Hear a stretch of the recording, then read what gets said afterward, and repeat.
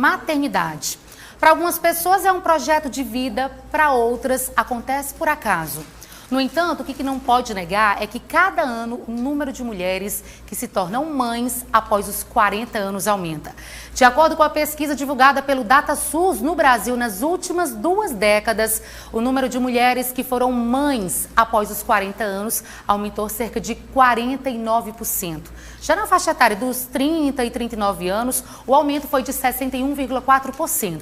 E a gente observa, inclusive, que mulheres famosas começaram uma carreira muito cedo, acabaram tendo seus filhos um pouco mais tarde. Vamos lembrar algumas delas? Aos 55 anos, Cláudia Raia e seu marido Jarbas Homem de Mello anunciaram nesta segunda-feira que terão um filho. A atriz, no entanto, não será a única famosa a ter um filho em uma idade mais avançada. Solange Couto. Hoje, com 66 anos, a atriz Solange Couto teve seu filho Benjamin em 2009, quando já tinha 54 anos. Segundo a atriz contou na época, ela foi pega de surpresa pela gravidez e não pretendia ter mais filhos. Brigitte Nielsen. A atriz americana Brigitte Nielsen ficou grávida aos 54 anos. Frida, que nasceu em 2018, era sua 5ª filha. Na época, ela se defendeu de críticas de que estaria muito velha para ter mais um filho. Segundo ela contou ao jornal The Guardian, foram mais de 10 anos de tentativas de fertilização in vitro até que ela conseguisse engravidar de Frida. Janet Jackson. A cantora Janet Jackson foi mãe aos 50 anos de um menino. A criança é fruto do seu relacionamento com um empresário. Marcia Goldsmith. A apresentadora de televisão deu à luz a gêmeas aos 50 anos de idade, após uma fertilização in vitro. A gestação de Iana e Vitória foi difícil e elas nasceram prematuras de 5 meses. Dira Paz. Atualmente vivendo na novela Pantanal, a Doce Filó, Dira Paz já é mãe de 2 filhos, Inácio e Martim. Em 2015, a atriz anunciou o nascimento do caçula. Quando Martim nasceu, Dira tinha 46 anos. Martim vai completar 7 anos em outubro. Mas aí muita gente se pergunta, até que idade eu posso ter uma gestação sem risco? Se eu já tenho 40, 50 anos e ainda tenho o sonho de ter um filho, o que eu posso fazer? Até que ponto é seguro para mim e para o meu bebê? Quem responde essas perguntas a partir de agora é a doutora Lisiane Neves, médica especialista em reprodução humana assistida. Doutora, muito bom dia, um prazer receber você aqui no programa. Bom dia. Como a gente viu aí na matéria, é cada vez mais comum as mulheres terem filhos um pouco mais tarde. Isso antigamente não existia, era muito cedo. Hoje elas estão prorrogando cada vez mais. A que se deve isso? É questão de profissão? É procura do parceiro adequado? Bom dia, Cíntia, bom dia a todos. É verdade, a gente vê cada vez mais um adiamento social mesmo da maternidade, né? A mulher, pelo espaço no mercado de trabalho, muitas vezes como provedora da família, ela acaba adiando o projeto maternidade. E a gente vê a cada vez mais mães, né, mulheres, a busca da maternidade após os 35, 38, 40 anos. É cada vez mais frequente realmente. Nós mulheres costumamos ter um sentimento que inclusive eu acho muito ruim, que a gente tem um prazo de validade. Quando a gente, por exemplo, tem 26, 27 anos, a gente começa a ser cobrado, olha, tem que ter filho logo, porque depois dos 30, 35 começa a ficar mais complicado. Isso é uma verdade? Que tipo assim, até os 35 é o período ideal para ter um filho de forma natural, ou com o avanço da tecnologia, o avanço da ciência, pode deixar uma gravidez mais segura um pouco mais tarde? É verdade, assim, o melhor momento para a gente ser mãe, para ter uma gravidez, para engravidar mais fácil, para ter uma gravidez com menos complicações para a mãe e para o feto, é ideal completar a família até os 35 anos. Hoje a mulher de 38, 40, ela já tem uma saúde diferente realmente da mulher do passado. E isso, com certeza, melhora as condições para uma maternidade mais tardia. Mas, biologicamente, realmente a gente tem um limite. A mulher, nasce com um número de óvulos e a gente, infelizmente, vai só perdendo ao longo do tempo. Então, diminui em quantidade e, principalmente, em qualidade esses óvulos. E isso é mais impactante, realmente, depois de 35, 38 anos, principalmente. Falando do caso da atriz da Cláudia Raia, que anunciou nessa semana a gravidez do 3º filho, ela tem 55 anos. E aí esse assunto gerou muita discussão no país inteiro. As mulheres que querem ter filhos, que já têm mais ou menos essa idade, ficaram esperançosas. Teve muita gente também que criticou. E aí eu queria saber o seguinte, eu quero até pedir desculpa se for uma pergunta ignorante, mas eu tenho essa curiosidade. Cláudia Raia tem 55 anos, ela engravidou e não foi no método natural, a gente sabe. Mas ela já tinha chegado na menopausa, ou no caso, a menopausa ela atrapalha a gestação, aliás, ela impede a gestação só nesse período da menopausa? Não sei se você conseguiu entender minha pergunta. Ela tem 55 anos, teve uma gravidez que não foi no método tradicional, né? Natural. Ela já estava na menopausa? Então, essa informação eu realmente não sei te passar. A idade da menopausa na mulher, ela varia entre os 45 e os 55 anos. Mas assim, se a mulher tiver com menopausa, ela pode ter filho dessa forma que a Cláudia Raia teve? A menopausa, ela sinaliza o fim da vida reprodutiva, né? Ela sinaliza a falência ovariana, tanto no sentido da produção de óvulos, quanto no sentido da produção hormonal. Então, a menopausa, a definição de menopausa é a última menstruação. A gente só pode falar nela um ano depois que ela acontece. Então, você menstruou, passou um ano, não menstruou mais, aquela lá foi a menopausa, a tua última menstruação. Então, ela realmente sinaliza o fim da capacidade reprodutiva.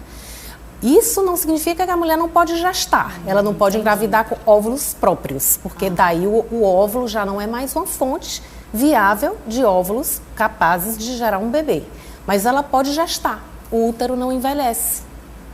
O impacto é realmente para o óvulo. Então, é possível uma gravidez com óvulos doados, por exemplo. Certo. E no caso dela, uma gravidez de 55 anos, querendo ou não, oferece um risco? Oferece, com certeza. Tanto para a mãe, aumenta o risco de complicações de doenças crônicas, né, como, por exemplo, hipertensão gestacional, diabetes, quanto para o feto, complicações metabólicas para o feto, macrosomia, microsomia, alterações do tamanho, do peso e também a prevalência de anormalidades genéticas, de síndromes congênitas, como, por exemplo, a síndrome de Down, que é a mais conhecida. Quais são as técnicas que as mulheres podem ter filhos se elas não podem engravidar de uma forma natural? Quais são as técnicas mais comuns? A gente tem 3 técnicas de reprodução assistida: a indução da ovulação, a inseminação intrauterina e a fertilização in vitro. Nesse caso, com óvulos doados, obrigatoriamente teria que ser a fertilização in vitro, que é aquela técnica que a gente pega o óvulo, pega o espermatozoide, junta em laboratório, forma o embrião em laboratório e a gente transfere o embrião pronto para dentro do útero. O óvulo, como não pode ser natural, né, da própria pessoa, autólogo que a gente fala, ele tem que vir externo. O único método seria realmente a fertilização in vitro. E nenhuma dessas técnicas é 100% garantido. Nenhuma, infelizmente. Tem muitas frustrações, é um tratamento muito caro, né? Na verdade, hoje ele é bem mais acessível, sabe, Cíntia? Hoje a gente tem muitas clínicas espalhadas em vários interiores do Brasil. E as condições de pagamento hoje elas são muito flexíveis. Realmente não é um tratamento não é um tratamento barato. Infelizmente ele não é acessível em massa.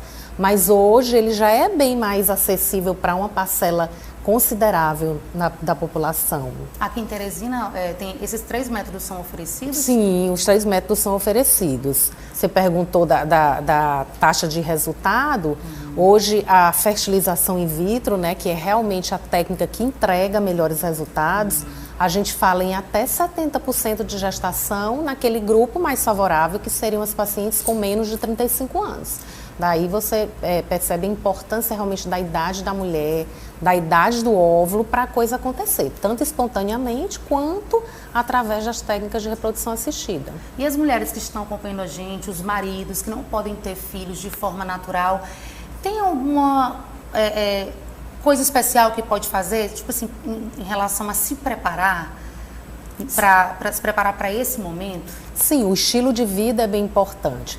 A coisa da idade, né, do patrimônio folicular ovular que a gente nasce determinada a ter, isso tem uma participação, uma força genética nisso, familiar, constitucional, mas o estilo de vida também é importante para a gente não piorar, não danificar aquilo que a gente vem determinado a ter, né? Então, a alimentação saudável, balanceada, equilibrada, com mais produtos orgânicos, menos alimentos processados, enlatados. A gente fala descascar mais e desembalar menos, né? O mais orgânico, o mais natural possível. Atividade física regular, prática de atividade física pelo menos 3 vezes por semana, 50 a 60 minutos. Boas horas de sono, pelo menos 6, 7 horas de sono reparador, controle de estresse crônico. O fator emocional também colabora muito. Fator emocional, evitar exposição prolongada às ondas eletromagnéticas, que hoje é uma realidade, né, muito constante. Para o homem, principalmente, evitar o celular no bolso da calça, evitar o laptop na cintura. Evitar expor os testículos. Prejudica. Isso Notebook, é difícil de mensurar. O homem e a mulher? Principalmente o homem, porque a fonte produtora, os testículos masculinos, eles estão fora do corpo, né? Eles estão mais vulneráveis a essas ondas. A mulher está com o ovário lá escondidinho lá dentro, então ela está mais protegida. Os homens não, está na bolsa escrotal e está mais exposto, mais vulnerável realmente. Evitar expor o testículo a altas temperaturas, tipo sal na academia, até roupas apertadas, tem trabalhos, evidências científicas de que pode prejudicar essa produção dos espermatozoides. Você falou agora há pouco em menopausa. É uma regra? Quem menstrua mais cedo, chega na menopausa mais cedo? Não é uma regra. Existe uma associação, mas não é uma relação direta. Você pode menstruar muito cedo, começar muito cedo e terminar na idade normal fisiológica. Não existe uma associação direta. Agora, a gente sempre ouviu falar que quem chega na menopausa mais cedo acaba tendo mais dificuldades, mais problemas de saúde. Isso ainda é uma realidade? É uma realidade porque o estrogênio, que é esse hormônio que o ovário produz, né, ele é muito positivo para muitas coisas, pele, cabelo, aparelho cardiovascular, para a saúde dos vasos sanguíneos, do coração, para o sistema urinário, para a massa óssea, né, manutenção do osso. Então, ele é grandemente importante para isso. Então, com a menopausa, como existe uma queda, né, desse hormônio, muitas vezes a gente sofre impacto em todos esses sistemas. Graças a Deus, hoje a gente tem as terapias hormonais, as suas mais variadas formas, né? A gente tenta fazer uma adaptação individual dessas medicações para ter mais benefícios do que riscos. Doutora, a gente está falando aqui sobre gravidez tardia, mas eu não queria perder essa oportunidade para a gente falar sobre a gravidez precoce. Aqui em Teresina, eu tenho certeza que a senhora tem conhecimento sobre esse caso de uma menina de apenas 11 anos que foi estuprada pela segunda vez e tem 2 filhos. Os 2 filhos são frutos de 2 estupros. E a gente sabe que isso é um risco muito grande para a criança, né? 2 gestações com 11 anos de idade é um risco grande, né? É muito chocante, né? Muito triste, né? Eu acho que isso tudo vem de uma conjuntura mesmo, social, educacional. É preciso muita política pública mesmo para a gente tentar reverter esse cenário, né? Porque é uma menina, né? Violência sexual doméstica, muito triste de assistir. Agora, o corpo de uma menina de 11 anos não está preparado para receber não está. A idade fisiológica, a idade ótima, né, para gestar é dos 18 aos 28. Se a gente puder orientar, o ideal seria a gestação desse período. É quando a gente está fisiológica, biologicamente mais preparada realmente para a maternidade. Ok, doutora, muito obrigada pela entrevista. Um prazer te conhecer. Igualmente. As portas do Sistema de Comunicação estão abertas para você sempre que precisar, tá bom? Obrigada, sempre um prazer. Conversamos aqui com a doutora Lisiane Neves, médica especialista em reprodução humana.